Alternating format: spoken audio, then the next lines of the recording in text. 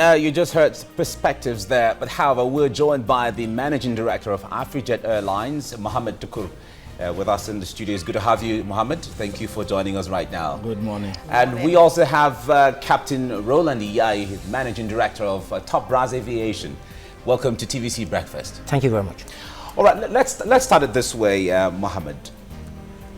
We hear the reports, okay, the foreign airlines are pulling out from the Nigerian space generally due to challenges, forex. Can you give us a perspective of how bad the situation is and the implication of this for the aviation industry? Well, as a foreign airline, if you look at the whole issue that what they are saying, really, it has to do with their own money, which is already stocking in CBN, and everybody is aware all over the world that, okay, Nigeria doesn't have the dollars. So it's not only the foreign airline that are having a kind of problem, even our local operator. If you look at it, you lease an aircraft, the aircraft you are leasing, you are operating it within the local content, and you are paying in dollar. So if you look at the agreement that you have with the foreign airline that you have leased those aircraft, compared to the the dollar, the rights of the dollar. So how can you cope with the little amount you are charging here to convert it into dollar and pay? That's another challenge that is coming. And I think the federal government have to do something about it, for this carrier to have their money, how they will get their money. But the whole issue is just a temporary thing. So I don't think there is anything that, anything that people have to get, to be panicking about. They have their own way, as they said, yes. If Albanian Airlines are not operating into Nigeria, at least they have what they call co-share holding with Air France. So it is simple. If you look at it before, Air France fly to Port Harcourt, fly to Lagos, fly to Abuja. So there is a time that from Charles de Gaulle International Airport, these airlines are coming direct to various airports.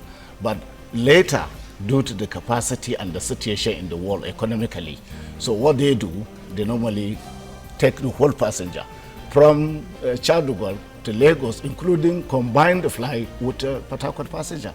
And in order to reduce a cost, do you understand? I think we try to fight about that if they can help interline with our local, so that when you come to Lagos, for example, our local carrier like Argo, any other one can even pick up the passenger to Port Harcourt and bring the one going, so that our people will not be on the transits in this country. So we Nigerians, we find ourselves in a very difficult situation. Because I fly one of the aircraft, and I came in with somebody from Port Harcourt, they are on transit. At least you remain at least minimum 1 hour in Lagos before you go to Port Harcourt. So I don't think it makes sense. So at that time, we have complaining and see how it's going to be. So let's bring Captain Iyayi in here. Can I call you Malam Tuko? Muhammed Tuko? Just okay. Seem this is not a big deal, or you have millions of dollars trapped. Right. In the central bank. You don't think it's a big deal for these foreign airlines? Put it this way, I think it's, like you said, it's a temporary issue. I mean, again, the industry is tied so closely to the economy of the country. What we have at this point is what you call stagflation. So there's some sort of stagnancy in the economy. We're not seeing growth. Where you're not seeing growth, certain airlines are not strong financially. Will look at themselves and look at the market share and decide, is this reasonable enough for us to stay in this market? So it's a matter of looking at, what's best for you in terms of where you are at any particular point in time. When an Iberia leaves, for instance, Iberia is a part of the One World Alliance.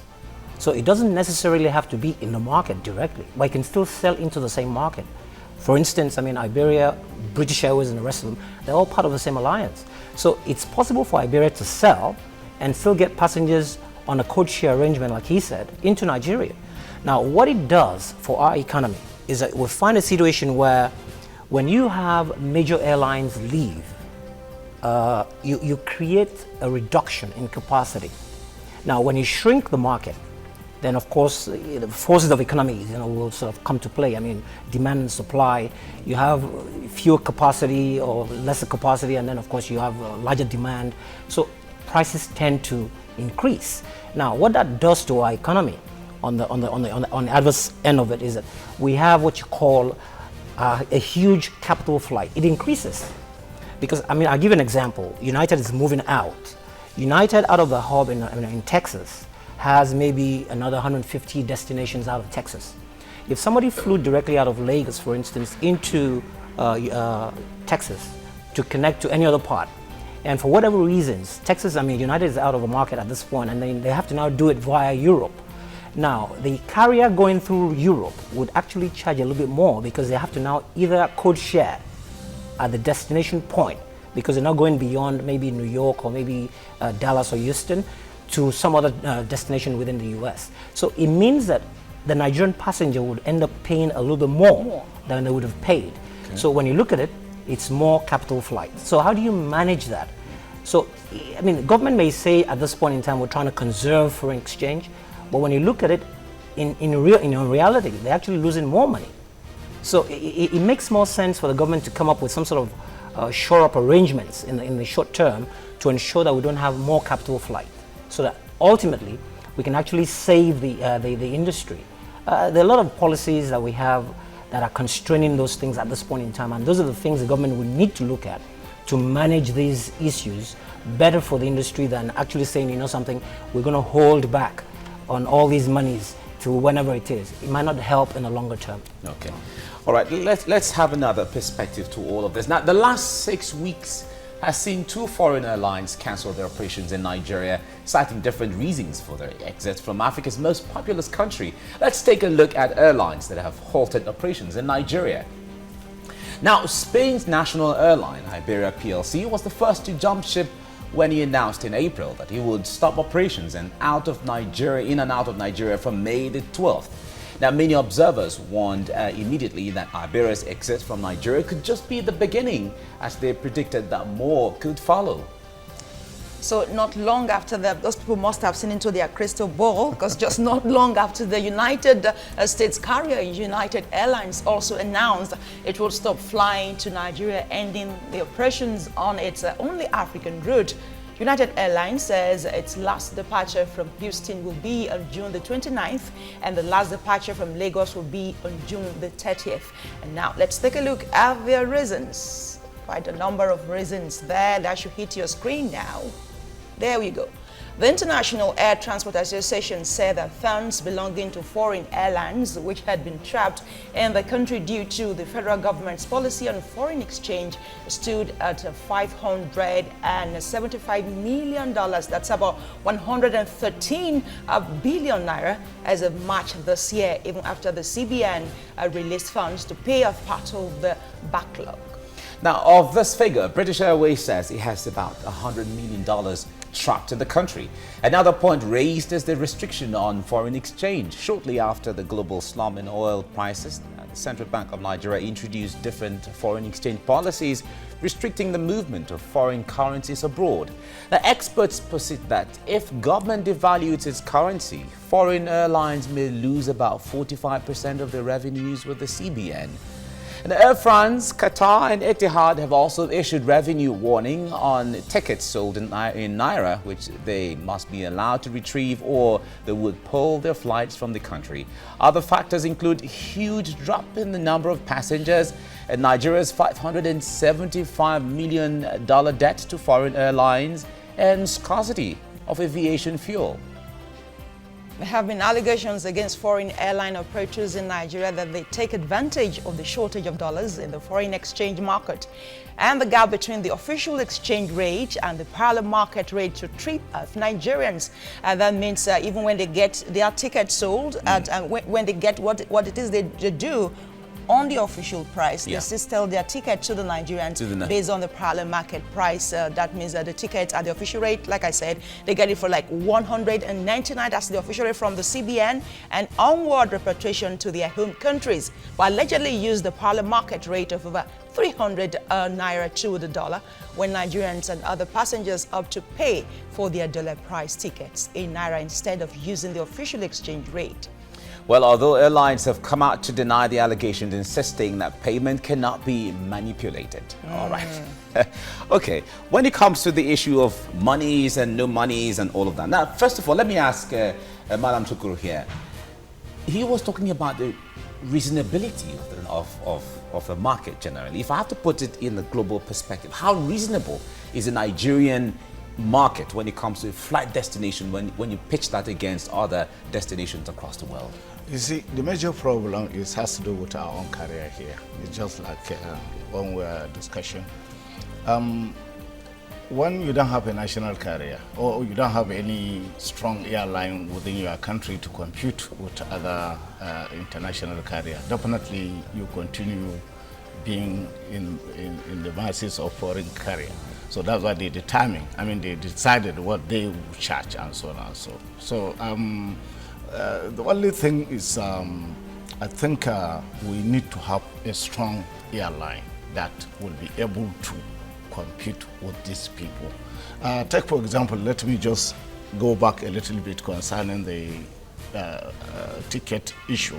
Our traveling agencies are selling tickets for this foreign airline, and the foreign airline is supposed to pay them commission. They stopped since, so they are not paying them anything. So what a traveling agency is doing now is, if he is charging whatever he's going to charge you, he have to add some. So the customer pays. So the customer pay almost everything. So that's why we are having this kind of problem. Do you understand? So I think, frankly speaking, has to do with the people, especially within the authority, who are in charge of these particular policies. They're supposed to stand to do the right thing at the right time. All right. So that's the only way we can move forward from whatever we're having. You have an IATA who have the policy and collecting all the money and so on and so on. Do you understand what I'm saying? But the truth of the matter is that we are not doing enough here in Nigeria.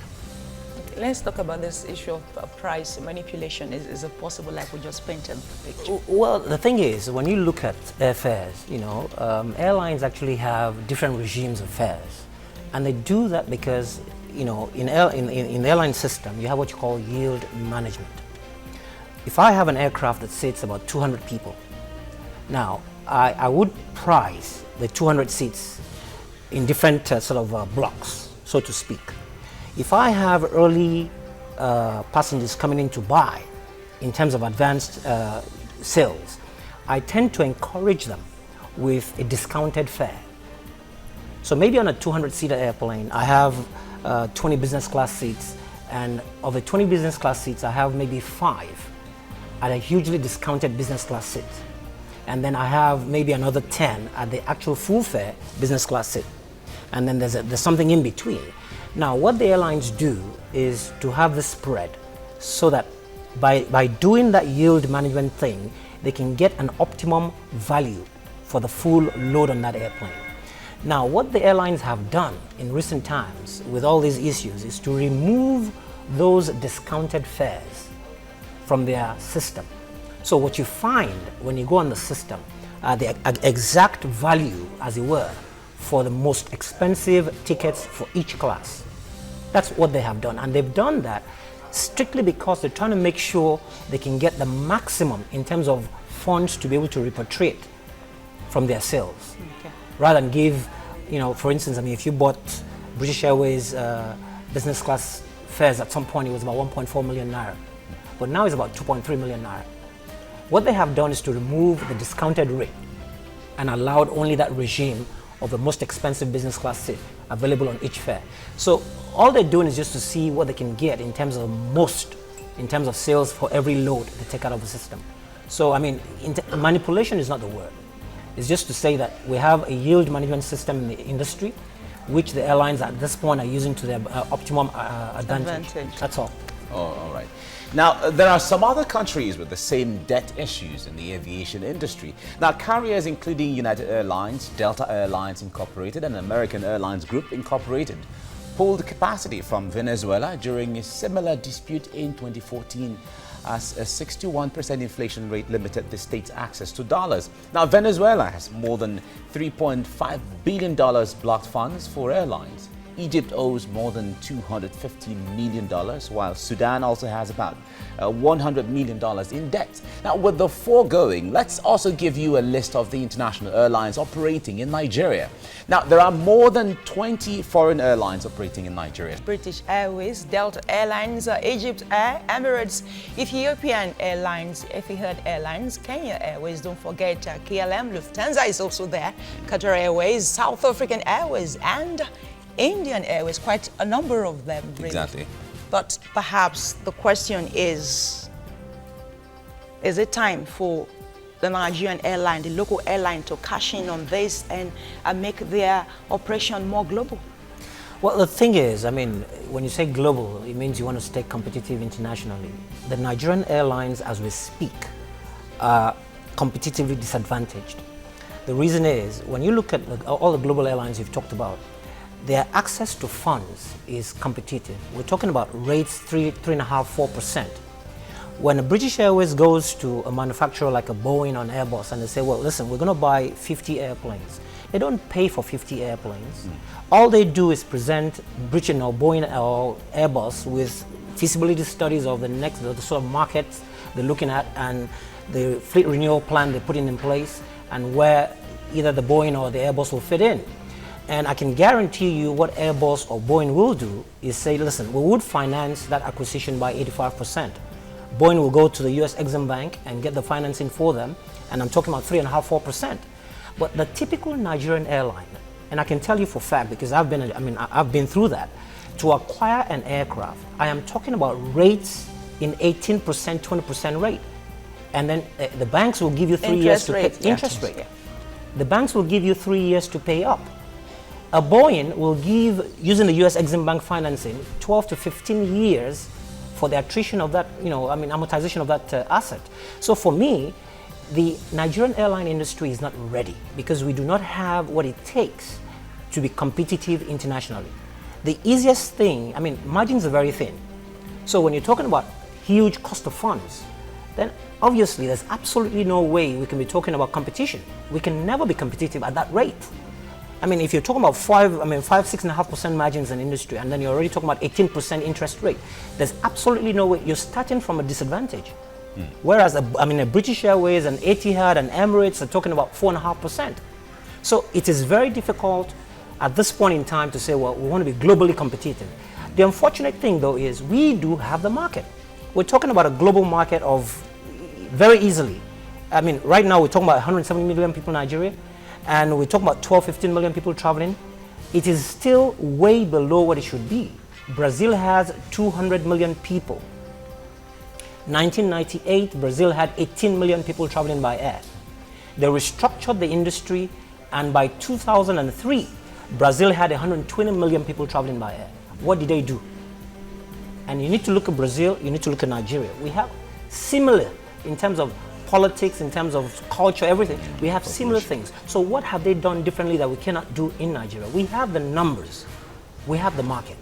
What we do not have is a consistent policy framework, the right policy framework to be articulated in such a way that we can, take the most advantage of the market we have and grow it. If Nigeria today would say, listen, let us dominate Africa, we could dominate Africa. We have airlines that can do that. But when you talk about Nigerian markets or Nigerian airlines going into mature markets like Europe and America, we do not have the airlines to compete favorably in those markets. And that's simply because the environment in which we operate at this point in time is extremely hostile. We do not have the right policies in place. We do not have the right incentives in place to be able to operate. So for as long as we don't have those structures in place, the airline industry in Nigeria is doomed, I'm sorry to say. Okay, I'm going to ask Madam Tukur about national carriers, but let me bring in Moses Omogena here to give us a perspective of what Nigerians and how they are reacting on social media when it comes to this. Moses, good morning again. Morning, Mr. Rowland. Morning, Mr. Muhammed. Yeah. So the hashtag foreign airline exit has been the talk of the season, but reports have been saying, Nigeria owes, but some aviation experts will beg to differ because it's really more like a trapped cash, thanks to the insufficient foreign exchange reserve. But let's find out what Nigerians had to say in view of the hashtag. So the very first comment from Twitter comes from Kola St. Lawal, and it says, what is the Minister of Aviation doing? So he cannot address these airlines leaving Nigeria in drones.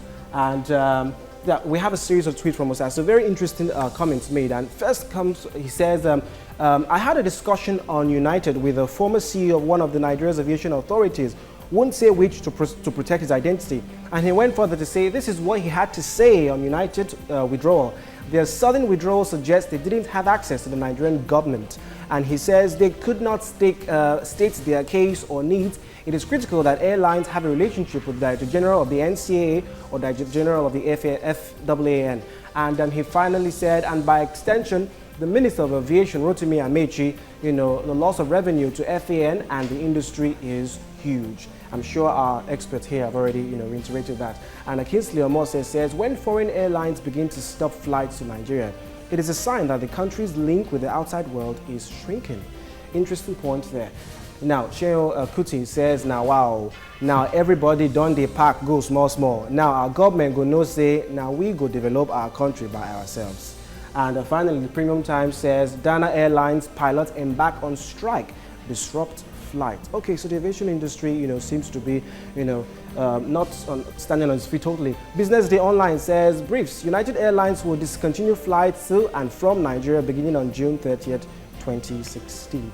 Okay, so from some of the comments that we've heard from Nigerians, it seems like our national carriers, it's a wake-up call for us to get back our national carriers. The Nigerian Airways has been gone for too long. Mr. Rowland, what is the way to go really on this? Well, I mean, again, I am one of the advocates for a strong national carrier. A lot of people believe that we do not need it. Actually, we do need it. But what I think we need to clarify is the role of government in a national carrier. My belief is that the government's role in a national carrier is to provide a conducive environment and warehouse, interests for the Nigerian people. I'll give an example, which is a very simple model I think Nigeria can take. Now, if you look at what aviation is saying in the next 20, 30 years, the African market and the Asian market are the two markets that have seen and shown potential for huge growths. We're talking 7.5%, 9.5%. Now, if you take that and look at it across what you have in Europe and America, 3%, then it tells me that the emerging markets of Asia and Africa will be the focus of any airline that needs to succeed. Yeah. So if you take that as the starting point and you say Nigerian government, you're talking about a national carrier, and I believe we should have. Why? It is the only way you can actually engage the professionals in the industry. Today we have about 400 pilots, young pilots, unemployed. Now, if the Nigerian government will say, listen, we want to float a national carrier, and the model will be very simple. We would warehouse shares, interest, on behalf of the Nigerian people. But first of all, let us get a strategic partner to come in at 25%. But for this purpose, we're going to approach a Boeing and say, listen, Boeing, we're going to order 50 airplanes, brand new. And we want deliveries to start 2017. You can jump the queue by going to buy up people's slots and making sure you can expedite. Now, if you go and say we're giving 25% to a major investor, now people need to understand that the only hindrance to globalization in aviation is the rule to say the foreign ownership, the ownership and control rule in aviation. For you to own and control and keep the bilateral rights of a country, you must be owned 51% by the nationals of that country. Now, if you have 51% ownership by Nigerians, then it means that any airline you float can actually go anywhere in the world. But the moment at which it reduces to below 50%, then you lose all the rights. British Airways today is PLC, but it has a huge department that is marked out to focus on ownership and control. Now, in anticipation of removing that only restriction, major airlines in the Gulf, for instance, Etihad, they're buying major stakes in major European airlines. Air Berlin, 40%, 25%. Aer Lingus, they're buying out shares because they're anticipating at some point this will be removed. When that is removed, then we can have globalization like every other industry. Okay. That happening, Okay. it means that Nigeria, if we bring in a major Gulf carrier to say buy 25% stake, bring in a pool of 50 airplanes from Boeing, say for instance, and focus on Africa and Asia as your major markets. And then of course we have our, what you call the traditional routes into the UK, into America. Yes, we can do that, but focus on Africa. I believe Nigeria, with the market we have, there's hardly any Nigerian, I mean any African country today in Nigeria, you don't have Nigerians, at least 500,000 to 1 million people. True that is. There is no way you cannot operate and stay viable and profitable in the African country. But one more thing, Mr. Mohammed. Okay. So the situation on ground, is this a temporal, problem, or it's a temporary one? It's a temporary. It's a temporal one. He said it's temporal. Yeah. So if you're preparing to Huge travel relief. to Zanzibar or anywhere, you can know it's just temporal. So well. prepare for your travel plan. Beast of burdens. See you again. All right. Yeah, All right. Right. Now, talking about national carrier, we knew what happened to Nigeria Airways and all that is gone. But if we have to fast track to the present day now, countries like Kenya, Ethiopia, Rwanda, South Africa, Egypt, and all of that, even Ghana, they're doing well with a carrier that anywhere it goes, there's some sense of pride they have. But what are they doing differently that ordinary people are not seeing? Okay, what they are doing differently is simple, that if you look at Ethiopian Airline, I think they are having a very good relationship with Lufthansa, and I think they run the whole show, at the back of the whole thing. People are seeing Ethiopia. Okay. But the reality, power behind. Power behind.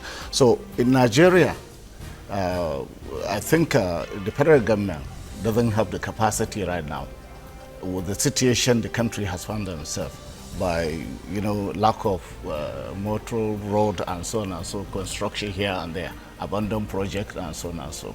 So what I think, and insecurity. So what I think the federal government need to do is not taking the money and putting it into the system. But we had Virgin Nigeria at the time. Yeah, which looked like the kind of partnership you just signed. It couldn't work at that time, and main reason because the local carrier like us, that we have not in support of that arrangement at that time. So I think we put it seriously in the way that they arrange it. So what I'm looking at really. I don't think the federal government has the money, for example, to say, okay, because the people who are looking at it, that government should bring in money. You need almost over 200 billion in order for you to have a national carrier. Okay, you have to lease the aircraft. You have to get the crew. Although we have captain, we have crew and so on and so. Those people who are giving you the aircraft, are they going to allow you to fly? You need an airport, like a Chadwell and so on and so. So I think what the government should do, like creating a budget line and said, okay, this is my contribution. Bring in a businessman and the expert to come and sit down and negotiate how that particular carrier is going to be. I hope you understand. Then look at the local operator. Then you can give them some kind of waiver to say, okay, you are going to pick up Nigerian from here to Abuja or anywhere in the world. You are not going to pay navigation charges, landing, parking, and so on and so on. So if you do that to local carrier, so they can be able gradually to grow. Do you understand? Then use the other national carrier, for example, whatever you call it, by the investor. You can go to BAO, Emirate, or anybody. They know the market. Then we can be able to feed in when we are getting our revenue. Well, that's my own thinking. I don't know. Let's be very careful. Okay. ICAO is very clear. You cannot have discriminatory tariffs for your domestic or international carriers. It's very clear. So in terms of waivers for domestic carriers, that's not a no-no. I mean, it's a no-no right now. What I think we should be looking at very, very simply is, yes, we do need a national carrier. Like I said, let the federal government provide a framework that is required to put in place, a structure. Bring in a core strategic investor. Like you said, Ethiopian Airlines has some backing from a foreign airline. And Kenya Airways has the KLM backing. If you bring in a strategic investor. So where does the partnership with Qatar, the one that was signed earlier this year, what does it? That's not a partnership. Oh, okay. It was more like a bilateral agreement, okay. Multilateral, okay. However you look at it. A partnership, a strategic partnership to say, look, we're going to set up an airline. The equity is $5 billion because we're buying 50 airplanes. Say for instance, you're coming in at 25%. You're going to bring in $1.25 billion, right? Now, if we buy 50 airplanes, say for instance from Boeing, and it's $5 billion, we need to pay Boeing 15% of the value of those airplanes as the deposit Up front. and the US Exim Bank will finance 85% of it. The Nigerian government warehouses that entire investment, right? He gives it a board it for 24 months. He brings in a 25% stake, a strategic investor. That investor takes over management issues. The problem we had with Nigeria Airways was a huge government interference. Even where the airline was, in 1990, I recall very clearly, in 1996, Nigeria Airways required $127.5 million to restructure and revitalize and get 14 aircraft flying from 3. Abacha was there at the time and approved, but the money never came to Nigeria Airways. Rather, it was liquidated because certain interest groups were very, very much interested in the assets. So what you saw of Nigeria Airways was asset stripping. So it wasn't as if it was totally unviable. So people wouldn't tell you that much. Now, when you look at $127 million vis-a-vis what was lost, we're talking about pensions that haven't been paid of people who who worked in Nigeria Airways for forever. We're talking about assets that were thrown out to the dogs pretty much, at a giveaway. So if the government would, as much as not interfere, allow a strategic investor to take a management role, and then 24 months down the line, when this airline is already taking over, right, you now start selling shares on the stock exchange to Nigerians to divest your shares of 75%. Then you can also bring in additional capital at that point in time to further grow the airline. Wow. That way it looks could be like a framework. very massive, huge technical issues that have to be looked into there. But however, we don't have all the time to dwell on that. But this gives us a window of understanding. Thank you very much, Captain Rowland Iyayi, for joining us on the program. Thank you. And Muhammed Tukur, thank you very much for coming. Yeah. Thank you very much, gentlemen, for coming on the program. Thank you. Thanks. Yeah.